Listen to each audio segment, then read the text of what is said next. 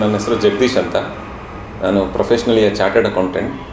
7-8 ವರ್ಷದಿಂದ ಸ್ಪೋರ್ಟ್ಸಲ್ಲಿ ಆ್ಯಕ್ಟಿವ್ ಆಗಿದ್ದೀನಿ. ಶಟ್ಲ್ ಆಡ್ತೀನಿ ಡೈಲಿ. ಬಟ್ ಈ ಸಲ ನವಂಬರ್ 2023 5th ಏನಾಯ್ತು ಅಂದರೆ ಒಂದು ಟೂರ್ನಮೆಂಟಿಗೆ ಹೋಗಿದ್ದೆ. ಕಂಟಿನ್ಯೂಸ್ ಆಗಿ ಆಡ್ತಾ ಅಲ್ಲಿ ಸ್ಲಿಪ್ಪಾಗಿ ಬಿದ್ದಾಗ ಏನಾಯಿತು, ನನಗೆ ಕಾಲಿಗೆ ನೋವಾಗಿದೆ ಅಂತ ಗೊತ್ತಾಯಿತು. ನೆಕ್ಸ್ಟು ನನಗೆ ಫಸ್ಟ್ ಬಂದಿದ್ದೆ ನಮ್ಮ ಆಫೀಸ್ ಹತ್ರನೇ ಸರ್ ಆಫೀಸ್ ಇರೋದು. ಹಾಗಾಗಿ ನಾನು ಫಸ್ಟ್ ಇವ್ರನ್ನ ಅಪ್ರೋಚ್ ಮಾಡಾದಮೇಲೆ ಸರ್ ಫಸ್ಟ್ ನೋಡ್ತಾನೆ ಹೇಳಿದ್ರು, ಇಲ್ಲ ಇದು there is a ligament tear ಆಗಿದೆ, ಇದು ನೀವೊಂದ್ಸಲಿ ಸ್ಕ್ಯಾನಿಂಗ್ ಮಾಡಿಸ್ಬೇಕಾಗತ್ತೆ, MRI ಸ್ಕ್ಯಾನ್ ಮಾಡಿಸಿ ಅಂತ ಹೇಳಿದ್ರು. ಆಮೇಲೆ ಅವರೇ ನಮಗೆ ಎಲ್ಲಿ MRI ಸ್ಕ್ಯಾನ್ ಮಾಡಿಸೋದು, ಒಂದು ಡಿಸ್ಕೌಂಟೆಡ್ ರೇಟಲ್ಲಿ ಕೂಡ ಮಾಡಿಸ್ಕೊಟ್ರು ಸರ್. ಅದು ಆದಮೇಲೆ ಗೊತ್ತಾಯಿತು ಇದು ಕಂಪ್ಲೀಟ್ ACL ಡ್ಯಾಮೇಜ್ ಆಗಿದೆ ಅಂತ ಗೊತ್ತಾಯಿತು. ಆಮೇಲೆ ಸರ್ ಹತ್ರ ನಾನು ಫಸ್ಟ್ ನನಗೆ ಇದ್ದಿದ್ದೇನೆಂದರೆ, ನಾನು ಸ್ಪೋರ್ಟ್ಸಲ್ಲಿ ತುಂಬ ಆ್ಯಕ್ಟಿವ್ ಆಗಿರೋದ್ರಿಂದ ಬ್ಯಾಡ್ಮಿಂಟನ್ ಹುಚ್ಚನ್ನೋದು ತುಂಬ ಇದೆ ನನಗೆ.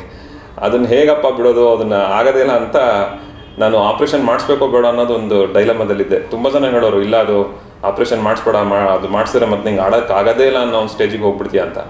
ಆಮೇಲೆ ಇವ್ರ ಹತ್ರ ನಾನು ಕೇಳಿದೆ, ಸರ್ ನಾನು ಸ್ಪೋರ್ಟ್ಸಿಂದ ಬಿಟ್ಟಿರೋಕ್ಕಾಗಲ್ಲ ಅಂತ. ಆಮೇಲೆ ಅವ್ರು ಎಕ್ಸ್ಪ್ಲೈನ್ ಮಾಡಿದ್ರು, ಹೊಸ ಟೆಕ್ನಿಕ್ ಇದೆ, ನಿಮಗೆ ಯಾವುದೇ ಥರದ್ದು ಇದನ್ನು ನಾವು ಒಳಗೆ ಹಾಕೋದಿಲ್ಲ, ಬೇಗ ನೀವು ರಿಕವರಿಗೆ ತುಂಬ ಟೈಮ್ ತೊಗೊಳ್ಳಲ್ಲ, ನೀವು ಮತ್ತೆ ಸ್ಪೋರ್ಟ್ಸಿಗೆ ಹೋಗ್ಬೋದು ಅಂತಲೇ ಹೇಳಿದ್ರು.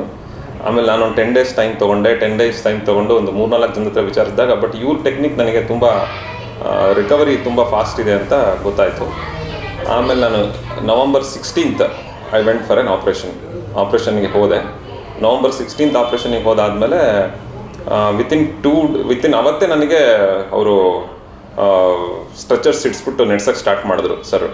ಈವನ್ ನಂದು ಆಪ್ರೇಷನ್ ಮುಗಿದಿದ್ದು ಒಂದು 6 o'clock ಹಂಗೆ ಮುಗೀತು. ಬಟ್ 10 o'clock ಅವ್ರು ನನ್ನ ಹತ್ರ ಬಂದುಬಿಟ್ಟು ಒಂದು 2 ಸ್ಟೆಪ್ನ ಕೆಳಗೆ ಇಳಿಸ್ಬಿಟ್ಟು ನೆಡ್ಸೋಕ್ಕೆ ಟ್ರೈ ಮಾಡಿದ್ರು ನನಗೆ. ನೆಕ್ಸ್ಟ್ ಡೇ ಮಾತ್ರ ಒಂದು ನೆಕ್ಸ್ಟ್ ಡೇ 17th ನವಂಬರಲ್ಲಿ ನಾನು ಆಲ್ಮೋಸ್ಟ್ ನಡೆಯೋಕ್ಕೆ ಸ್ಟಾರ್ಟ್ ಮಾಡಿದೆ. ಸ್ಟ್ರೆಚಸ್ ಇಟ್ಕೊಂಡು ನಡೆಯೋಕ್ಕೆ ಸ್ಟಾರ್ಟ್ ಮಾಡಿದೆ. 17th ನನಗೆ ಡಿಸ್ಚಾರ್ಜ್ ಆಯಿತು. 1 day ಮಾತ್ರ ನಾನು ಹಾಸ್ಪಿಟಲಲ್ಲಿ ಇದ್ದಿದ್ದು. ಡಿಸ್ಚಾರ್ಜ್ ಮಾಡಿಸ್ಕೊಂಡು ಮನೆಗೆ ಹೋದಾದ್ಮೇಲೆ ಒಂದು 2-3 ಡೇಸಲ್ಲಿ ನನಗೇನಾಗಿತ್ತು, ಒಂದು ಮೇ ತಿಂಗಳಲ್ಲಿ ಒಂದು ಆಪ್ರೇಟ್ ಕೂಡ ಆಗಿತ್ತು, ವೆರಿಕೋಸ್ ವೇನ್ಸ್ ಆಪ್ರೇಷನ್ ಕೂಡ ಆಗಿತ್ತು. ವೆರಿಕೋಸ್ ವೇನ್ ಆಪ್ರೇಷನ್ ಆದಾಗ ನನಗೆ ಒಂದು ಸ್ಮಾಲ್ ಇನ್ಫೆಕ್ಷನ್ ಆಗಿತ್ತು ಅವಾಗ. ಬಟ್ ಈ ಆಪ್ರೇಷನ್ ಆದಾಗ ಅದೇ ಪ್ಲೇಸಲ್ಲಿ ಮತ್ತೆ ಇನ್ಫೆಕ್ಷನ್ ರಿಯಕರ್ ಆದಾಗ ಸರ್ನ ಮತ್ತೆ ಕಾಂಟ್ಯಾಕ್ಟ್ ಮಾಡಿದೆ. ಅವರು ಆಂಟಿಬಯೋಟಿಕ್ಸ್ ಕೊಟ್ಟರು. ಒಂದು 3 ಡೇಸಲ್ಲಿ ಎಲ್ಲ ಕ್ಲಿಯರ್ ಆಗಿ ಒಂದು 5th ಡೇಯಿಂದ ನಾನು ಕಂಪ್ಲೀಟಾಗಿ ಸ್ಟ್ರೆಚಸ್ ಇಟ್ಕೊಂಡು ಓಡಾಡೋಕ್ಕೆ ಸ್ಟಾರ್ಟ್ ಮಾಡಿದೆ. ಸ್ಟ್ರೆಚಸ್ ಮಾತ್ರ ನನಗೆ ಹಾಕಿದ್ದು, ಬೇರೆ ಮತ್ತು ಕಾಲಿಗೆ ಯಾವ ಥರ ಸಪೋರ್ಟ್ಸ್ಗಳು ನನಗೆ ಕೊಟ್ಟಿದ್ದಿಲ್ಲ sir. Pain killers only for 5 days ಕೊಟ್ಟಿದ್ದರು.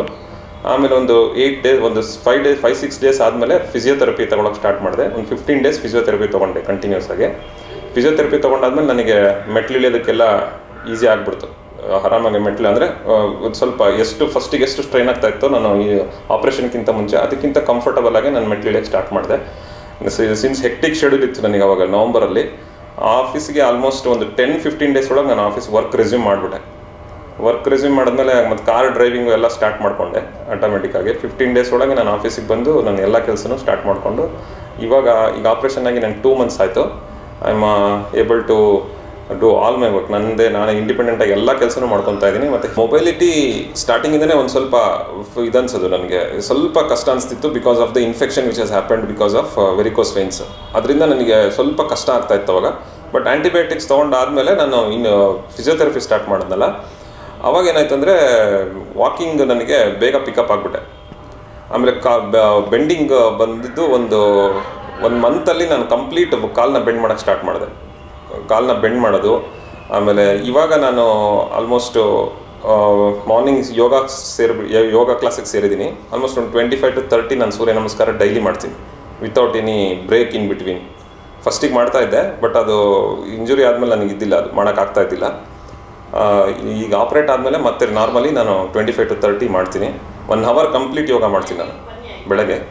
ಆಮೇಲೆ ಈಗ ಸರ್ ಹೇಳಿರೋ ಪ್ರಕಾರ ಒಂದು ಸ್ವಲ್ಪ ನಿನ್ನೆ ಅವ್ರನ್ನ ಕನ್ಸಲ್ಟ್ ಮಾಡಿದ್ಮೇಲೆ ಅವರು ಇನ್ನೊಂದು ಸ್ವಲ್ಪ ಸ್ಟ್ರೆಚಸ್ ಎಲ್ಲ ಮಾಡೋಕ್ಕೆ ಹೇಳಿದ್ದಾರೆ. I think I am comfortable by another 1 month. I am hopeful of resuming to the sports. ನನಗೆ ತುಂಬ ಇಷ್ಟ ಆಗಿದೆ ಅಂತ ಹೇಳಿದ್ರೆ, ಅವ್ರು ನನಗೆ ಫಸ್ಟ್ ನಾನು ಇವ್ರ ಹತ್ರ ಬಂದಾಗ ನನಗೆ ಎಕ್ಸ್ಪ್ಲೈನ್ ಮಾಡಿದ ರೀತಿ ನಂಗೆ ತುಂಬ ಕಂಫರ್ಟಬಲ್ ಆಗಿತ್ತು. ಕಾನ್ಫಿಡೆನ್ಸ್ ತುಂಬ ಬಂತು ಸರ್ ಕಡೆಯಿಂದ. ಆಮೇಲೆ ಆಪ್ರೇಷನ್ ಟೈಮಲ್ಲೂ ಅಷ್ಟೇ ಅವರು ಕ್ಲಿಯರಾಗಿ ತೋರಿಸಿದ್ರು ಎಲ್ಲೆಲ್ಲಿ ಏನೇನಾಗಿದೆ, ಹೇಗಾಗಿದೆ ನಿಮಗೆ ಅಂತ.